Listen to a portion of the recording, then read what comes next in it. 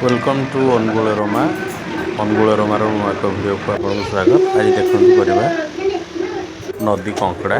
प्रथम कंकड़ा को धोई सारा भल भाव तेल किसी समय भाजिले भाजिला बेले आप हलदी चाहिए देपारे कि नदेले भी चलो। आम ये हलदी देते भल भाव धोई नेला भल भाव भाजी नेला से किसी समय पर पानी छाड़देव। पानी छाड़ा एमती भाव भाजी नेला अलग गोटे पात्र में थोईदेवा और 2 ରୁ 3 ଚାମଚ सोरिष तेल आम नहीं तापर पियाज भल भाव ब्राउन है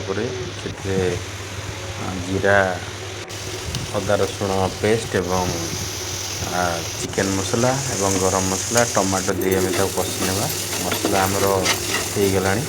मसला हो आमर भजा जाइथिबा कंकड़ा को आम से ऐड करवा और ऐड कलापर कि पानी दे भल भाव कषि नेबा। किसी समय कषि हो ताकू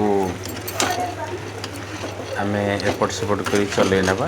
देखिले आम प्राय हो गला एवं आम से टेस्ट आगे स्वाद आने आंबुल गोटे ऐड कले कि पानी ऐड कले पानी ऐड करापर टिके चल नेबा चल नेबा आम घोड़े नेबा। घोड़े नेला आम देखु देसी कंकड़ा झोल रेडी हो गला।